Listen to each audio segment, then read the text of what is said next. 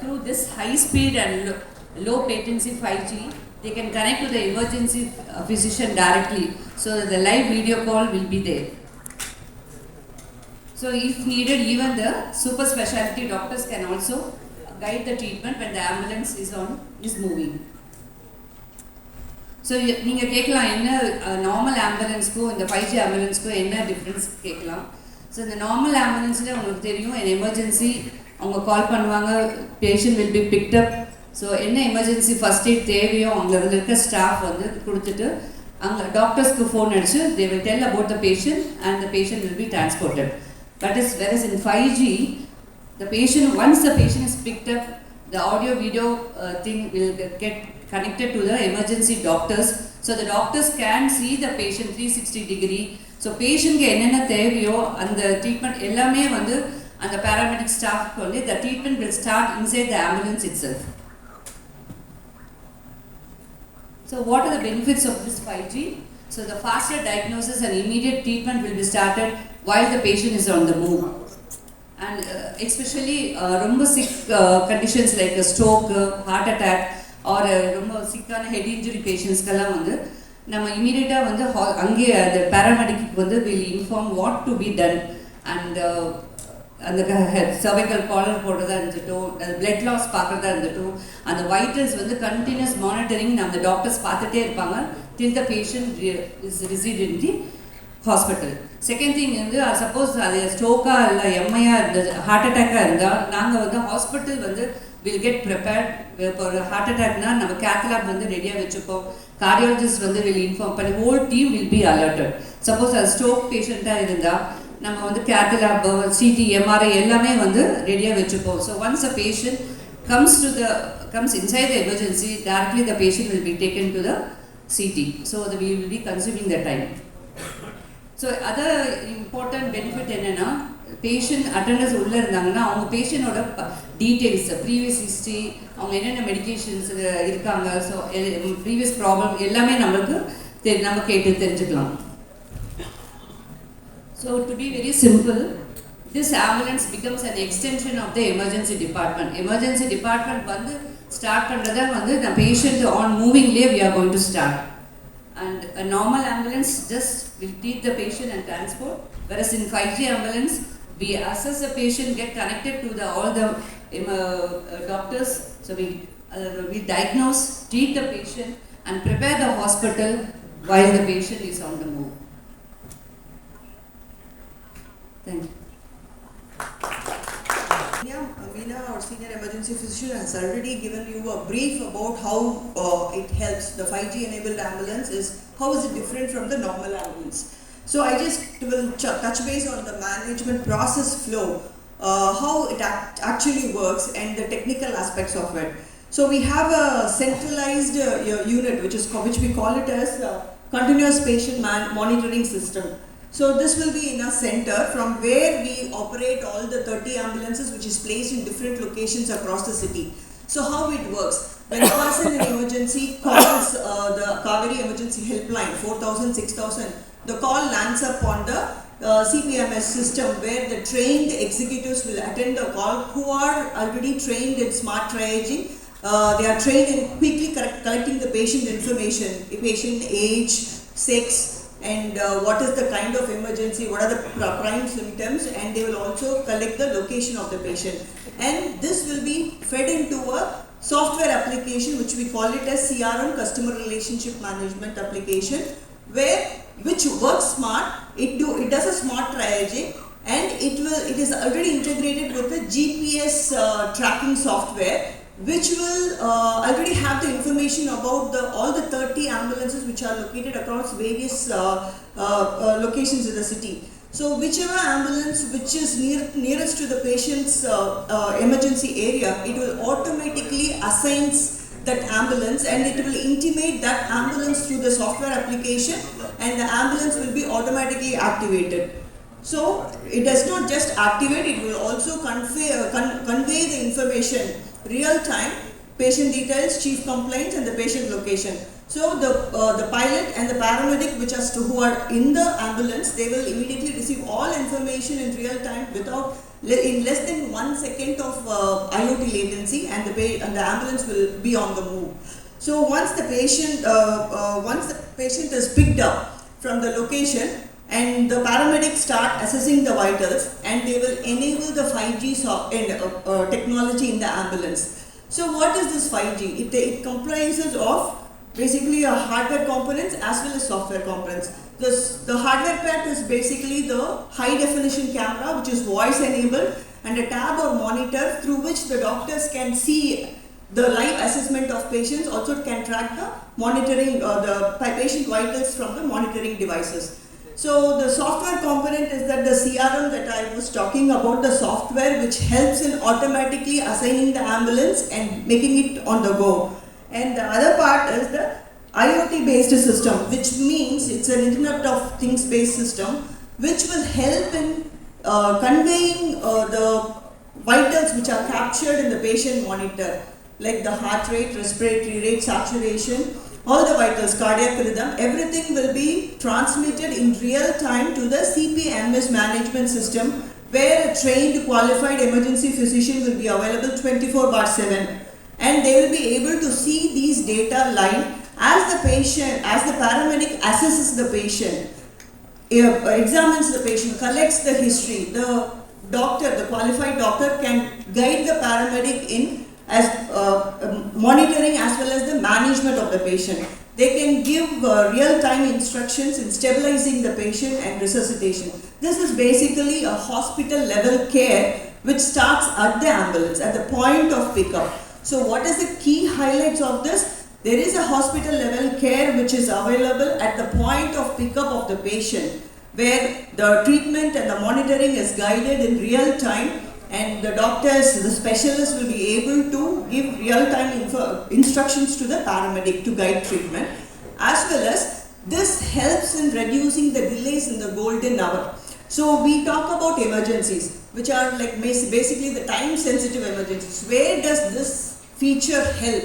Nowadays we have like a definitive treatment for a lot of emergencies. So that is where the concept of golden hour. In case of trauma, the patient has to be assessed in real time. We have to find out what are the systems involved, what are the specialists who needs to be called, and whether the OT has to be kept ready, whether blood products has to be kept ready for the patient, so that by the parameters assessing what could be the possible injuries or diagnosis. So when I'm talking about the time sensitive conditions, they are basically the stroke. So in stroke, we talk about the golden hour concept, where if the stroke is identified and the stroke patients reach the hospital to thrombolyze this patient, or in case of ST elevation MI, heart attack, we can shift the patient quickly to the cath lab, where they can do the primary coronary intervention, they can open up the block.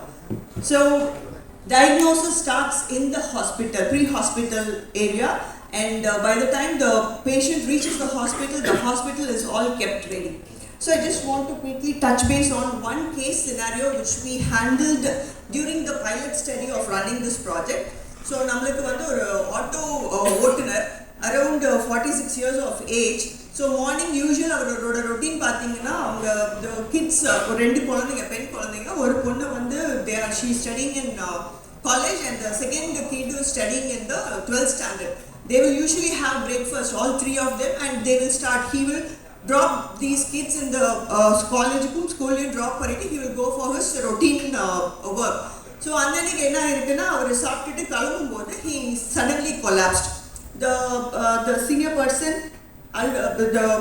the daughter called us immediately, the ambulance, and the CPMS center executives have taken the patient details, அவங்களோட location, இமீடியட்டா ambulance dispatch ஆயிடுச்சு.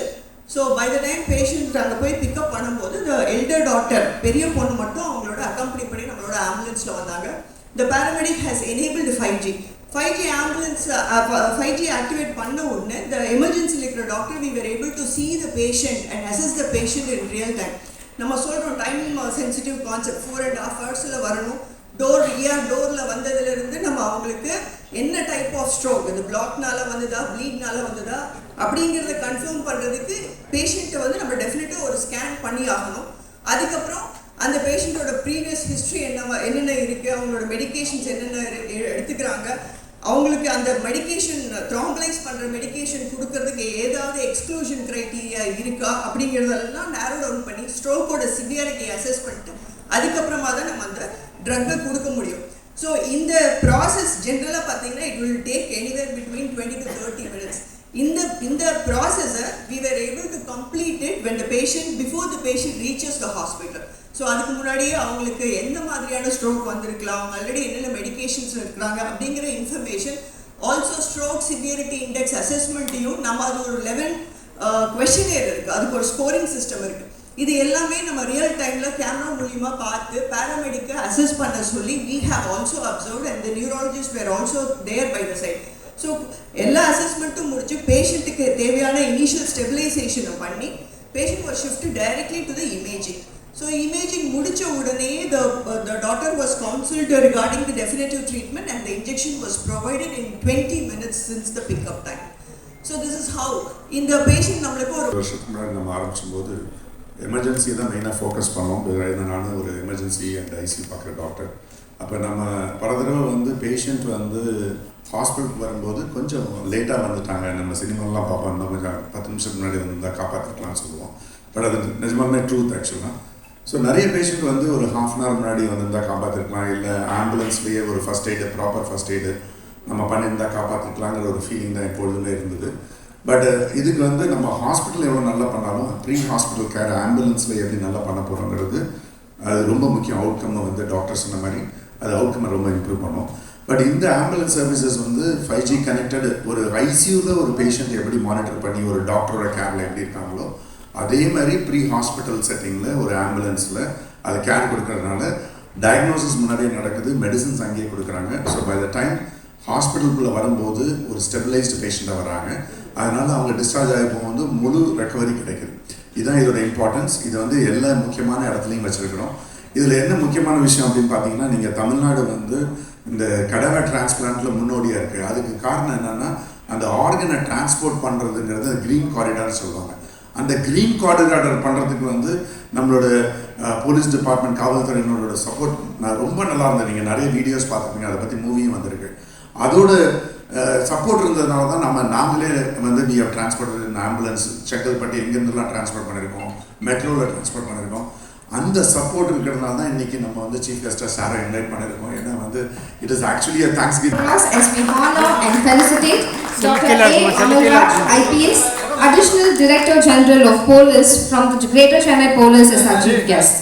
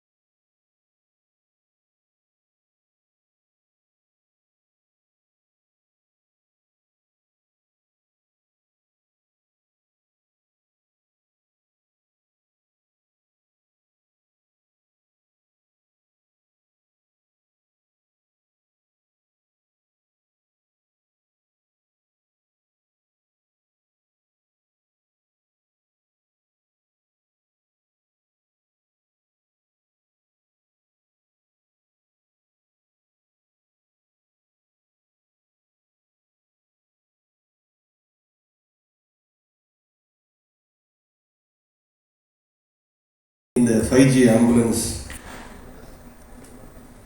துவக்க நிகழ்ச்சியில் வந்திருப்பது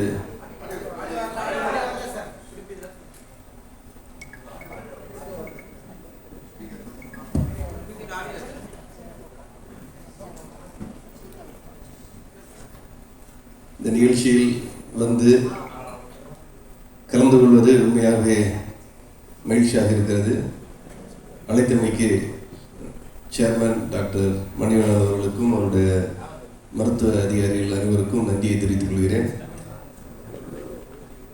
பல நேரங்களில் எவ்வளவு விரைவாக மருத்துவமனைக்கு அந்த நோயாளியை கூட்டி செல்வது என்பது அவர் உயிருடன் இருப்பதற்கும் உயிர் போவதற்கும் காரணமாக இருக்கிறது. மிக விரைவாக மருத்துவமனைக்கு கொண்டு சென்றால் அந்த நோயாளி உயிர் பிழைப்பதற்கான வாய்ப்பு மிக அதிகமாக இருக்கிறது என்பது எல்லோருக்கும் தெரியும்.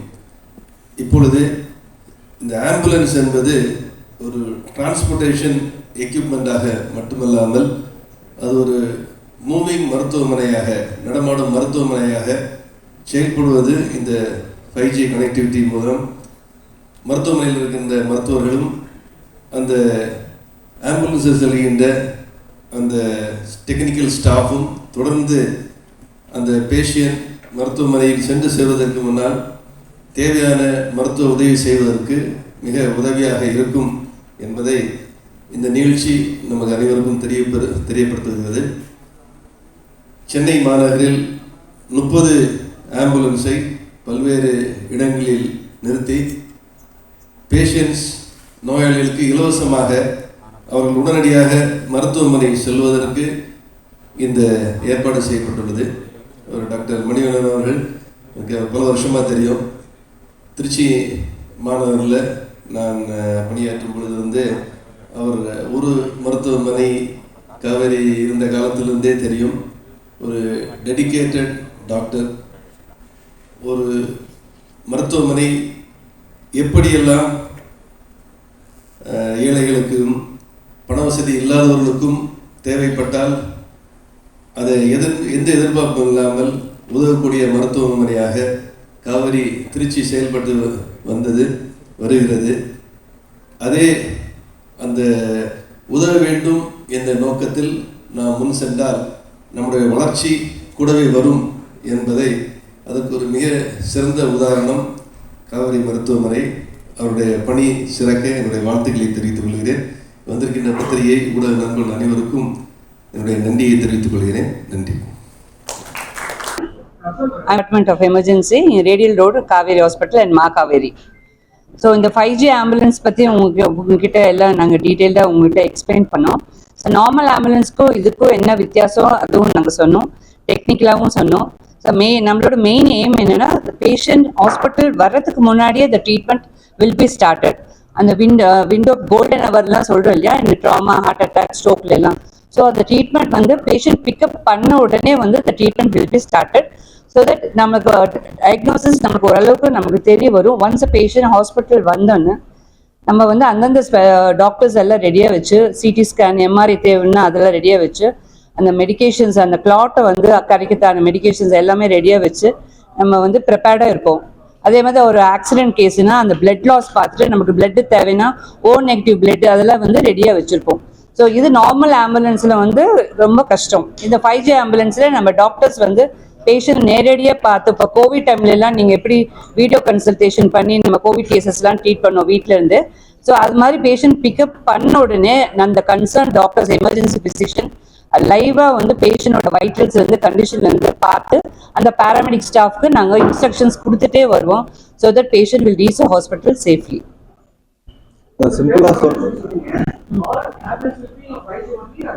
Yeah. Yes. All the 30 ambulances are 5G enabled. ஆமா. இல்ல, சென்னை பொறுத்தளவு 30 இருக்கு சார். அதுல எல்லாமே 5G enabled. ஸோ வேரியஸ் லொகேஷன்ஸ்ல ஃபார் எக்ஸாம்பிள் சொன்னா உங்களுக்கு பெரம்பூர், தொண்டார்பேட் அந்த மாதிரி நிறைய லொகேஷன்ஸ்ல அந்தந்த ஹாஸ்பிட்டல்ஸ் பக்கத்துல எப்படி எல்லா ஏரியாவும் கவர் பண்ண முடியுமோ அந்த மாதிரி we have the Kaveri management has placed the ambulances. So அதில் இந்த 5G வர்றதுங்கிறது ரொம்பவே advantage compared to normal ambulances. So ma'am சொன்ன மாதிரி நம்ம இந்த பைலட் ஸ்டடி பண்ணும்போது எங்கள் இதுலேயுமே ஒரு 46 வயசுள்ள ஒரு பேஷண்ட் வீட்டிலேயே கொலாப்ஸ் ஆகிட்டாரு. அவரை என்ரூட்லேயே ரெசிஸ்டேட் பண்ணிட்டு, லைக் கார்டியோ பல்மனரி ரெசிஸ்டேஷன் சொல்லுவாங்க இல்லையா, அது பண்ணிட்டு அதுக்கான மெடிக்கேஷன்லாம் கொடுத்து we're able to guide properly. So அந்த பேஷண்ட் ட்ரீட்மெண்ட் பண்ணிட்டு எங்கள் ஹாஸ்பிட்டல்லேருந்து he went walking home. So வெறும் 46 வயசு தான். ஸோ அந்த மாதிரி we have had good examples pilot பண்ணும்போது. ஸோ எங்களை பொறுத்தளவு இந்த இதை நம்ம அப்ளை பண்ணுறதுனால it will tremendously benefit patient care. சிம்பிளா சொல்லணும்னா எமர்ஜென்சியோட ஒரு எக்ஸ்டென்ஷன்.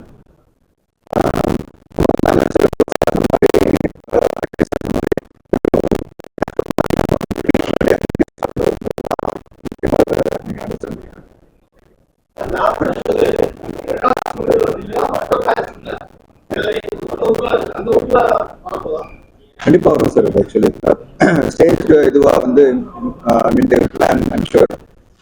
அது என்ன பிளான் பண்ணிருக்காங்கிறது இப்போதைக்கு எங்களால ஷூரா சொல்ல முடியல. பட் தென் டெஃபினட்டா இங்க ஸ்டார்ட் பண்ணிட்டு it will spread definitely.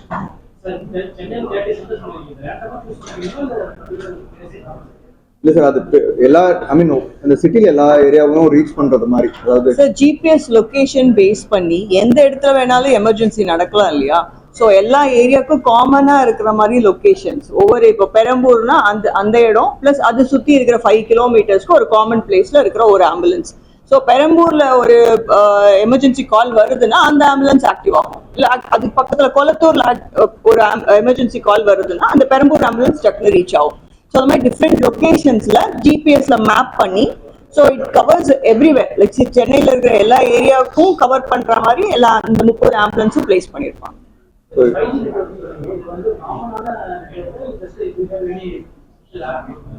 Sir நம்ம 5G அப்படிங்கிறது நம்ம ஒரு 2G ஃபோன் யூஸ் பண்ணியிருக்கோம். 3G டெக்னாலஜியில் என்னென்ன பண்ண முடியும் அப்படிங்கிறது நம்மளுக்கு தெரியும். இப்போ 4G 5Gல வந்து நிற்கிறோம். ஸோ இது ஒரு 5G டெக்னாலஜி தானே. ஸோ ஒரு ஹார்ட்வேருங்கிறது நம்மளுக்கு மொபைல் ஃபோன் உள்ள இருக்கிற ஆப் எல்லாமே அது சாஃப்ட்வேர். ஸோ இதே மாதிரி தான் அங்கே இருக்கிற நம்ம ஆம்புலன்ஸ்ல இன்ஸ்டால் பண்ணியிருக்கிற camera, high definition camera with voice enabled, 2 way பேசுறது கேட்கும் நம்மளுக்கு.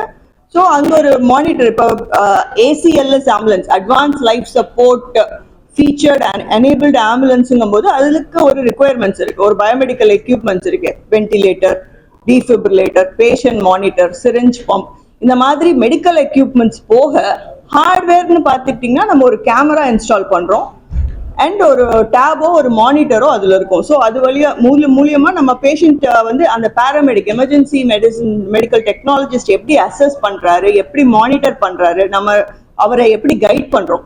ஸோ பேராமெடிக்கு ஒரு எமர்ஜென்சினால ஒரு பேனிக் சுச்சுவேஷன், என்னதான் நம்ம படிச்சு எல்லாம் ஹேண்டில் பண்ணியிருந்தாலும் அந்த chaos, because they're on the move. இது நம்ம ஹாஸ்பிட்டல்ல ஒரு கத்தில இருக்கிற பேஷண்ட் நம்ம பார்க்கல, அவங்க ஆன் த மூவ்ல இருக்காங்க, பேஷண்ட் அன்ஸ்டேபிளா இருக்காங்க, அங்க வைட்டல்ஸ் ஹார்ட் ரேட் ஜாஸ்தியா இருக்கு, பிபி ரெக்கார்ட் ஆகல. அப்படிங்கும்போது அந்த பேராமெடிக் சிங்கிள் ஹேண்டடா ஹேண்டில் பண்றதுக்கும் நம்ம லைவா ஒரு எமர்ஜென்சி டாக்டர் சீனியர் பர்சன் லைவா பார்த்து அவங்களுக்கு கைட் பண்ணும்போது கேர் அப்படிங்கிறது ஒரு ஹாஸ்பிட்டல்ல கிடைக்கிற கேர் ஆம்புலன்ஸ்ல at the time of pickup இருந்தே நம்மளுக்கு தெரிஞ்சது. மோஸ்ட் ஆஃப் த டைம்ஸ் இந்த பைலட் ப்ராஜெக்டோட நாங்க பார்த்துட்டது என்னதுன்னா, நம்ம பேஷண்ட்டை வந்து நம்ம எக்ஸாமின் பண்ணி நம்மளுக்கு ஒரு டயக்னோசிஸ் வரும். ஸோ அந்த டயக்னோசிஸ்க்கு தேவையான இன்வெஸ்டிகேஷன், அதோட டெஃபினட்டிவ் மேனேஜ்மெண்ட். அதாவது ஒரு பிளட் லாஸ் இருந்ததுன்னா அது எங்கிருந்து ப்ளீட் ஆகுதோ அந்த சோர்ஸை கண்ட்ரோல் பண்றதுங்கிறது தான் டெஃபினட்டிவ் மேனேஜ்மெண்ட். ஒரு ஹார்ட் அட்டாக் வருதுன்னா அது எந்த வெசல் பிளாக் ஆயிருக்கோ அதை ஓப்பன் அப் பண்றதுக்கு பலூன் போட்டு அந்த பிளட்டை வந்து மறுபடியும் ரெஸ்டோர் பண்றதுங்கிறதா டெஃபினட்டிவ் ட்ரீட்மெண்ட். இந்த ட்ரீட்மெண்ட் நம்மளுக்கு கிடைக்கணும்னா சீக்கிரமா டயக்னோஸ் பண்ணணும், சீக்கிரமா பேஷண்ட்டை ஸ்டெபிலைஸ் பண்ணணும், நம்மளுக்கு அவங்களோட ஹிஸ்டரி தெரியணும், அந்த ட்ரீட்மெண்ட்டுக்கு இவங்க எலிஜிபிளான்னு தெரியணும். இது எல்லாமே ஒரு அசஸ்மெண்ட் பேசிக்கா நீங்க எடுத்துக்கிட்டா கூட 20 to 30 மினிட்ஸ் நம்ம என் ரூட் வர வழியிலேயே இதை நம்ம பண்ணிட முடியும். ஸோ அந்த கோல்டன் ஹவர்ல இருக்கிற டிலேவை வந்து நம்மளால குறைக்க முடியும். ஸோ இதனால நாங்க பார்த்தது என்னன்னா, ஆப்ரேஷனல் எஃபிஷியன்சிங்கிறது ஒன்று. இப்போ நம்ம யாரும் வந்து போய் தியேட்டர்ல நின்று டிக்கெட் வாங்குறது கிடையாது, ரயில்வே ஸ்டேஷன்ல போய் டிக்கெட் வாங்குறது கிடையாது. Everything we are doing online. ஆன்லைன்ல கிளாஸ் அட்டென்ட் பண்றோம். Why not emergency care? It's high time. Okay, இதோட அவுட்கம் வந்து இப்போ உங்களோட மெயினா இந்த மீடியா ரிலீஸ் நீங்க கொண்டு போய் சேர்க்க வேண்டிய விஷயம் என்னன்னா, இது ஒரு ஆம்புலன்ஸ்ல ஒரு எக்ஸ்ட்ராவா ஒரு கேமரா வச்சிருக்காங்க, ஒரு டேப் வச்சிருக்காங்க அப்படிங்கிறது கிடையாது. இதனால நாங்க கொடுக்கக்கூடிய கிளினிக்கல், நாங்க எக்ஸ்பீரியன்ஸ் பண்ற அந்த கிளினிக்கல் எக்ஸலன்ஸ், பேஷண்ட் அவுட்கம், இது அவ்வளவா இல்லாததுனால மக்களுக்கு தெரியல. ஸோ யார் எக்ஸ்பீரியன்ஸ் பண்றாங்களோ அவங்களுக்கு தான் தெரியும் வந்த உடனே நம்ம ட்ரீட்மெண்ட் பண்ணிட்டாங்கிறது. பட் இது நடக்கும் அப்படிங்கிற விஷயத்த, அந்த அவேர்னஸ் தயவு செய்து மக்களுக்கு புரியுற மாதிரி நீங்க கன்வே பண்ணுங்க. ஸோ நாங்க மெடிக்கல் டெர்மினாலஜில நம்ம எக்ஸ்பிளைன் பண்ணியிருப்போம். அந்த டெக்னாலஜி அந்த ப்ராசஸ்ல ஏதாவது டவுட் இருந்தா கேளுங்க. இன்னும் 2 பாயிண்ட் மட்டும் நான் சொல்ல வரும்போது என்னன்னா, ஒன்று வந்து இந்த ஜிபிஎஸ் லைவ் ட்ராக் பண்ணுறதுனால இப்போ நம்ம மெட்ரோ இது கன்ஸ்ட்ரக்ஷன் இருக்குது இல்லைங்களா, ஸோ டிரான்ஸ்போர்ட் நம்ம நார்மலாக போகிறது வந்து நிறையா இருக்கு. அது வந்து பார்த்து எந்த வழியாக சீக்கிரம் ஹாஸ்பிட்டல் வந்து சேரணும் என்பது வந்து ஹெல்ப் பண்ணும். மாஸ்க்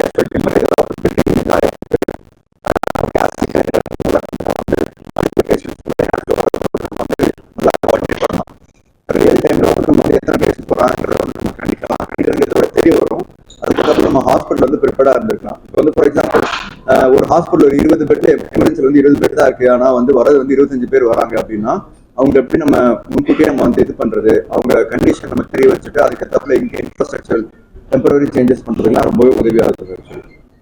ஸோ இதில் வந்து we can track the once a patient pick up பண்ணோன்னு நம்ம ஆம்புலன்ஸ் எவ்வளோ டைம்ல ரீச் ஆகும், ஸோ எல்லா இன்ஃபர்மேஷன் வரும். இந்த 10 நிமிஷத்துல வந்துருவாங்க அப்படின்னா நம்ம 10 நிமிஷத்துல ஹாஸ்பிட்டல்ல எல்லாம் ரெடியா வைக்கணும். எந்தெந்த ஸ்பெஷலிஸ்ட் வந்து நம்ம இன்ஃபார்ம் பண்ணணும், சிடி ஸ்கேன் ரூம் வந்து ரெடியா வைக்கணும், மெடிகேஷன்ஸ் ரெடியா வைக்கணும், பேஷண்ட் இமீடியட்டா ரிசீவ் பண்ணி அந்த ட்ரீட்மெண்ட் உடனே சீக்கிரம் ஸ்டார்ட் பண்ணிடுவோம். ஸோ அந்த கோல்டன் ஹவர்ல வந்து இன்னும் கொஞ்சம் கம்மி பண்ணி இந்த பேஷண்ட் லைஃப் சேவ் பண்றது தான் இந்த 5G டெக்னாலஜி ஆம்புலன்ஸ்.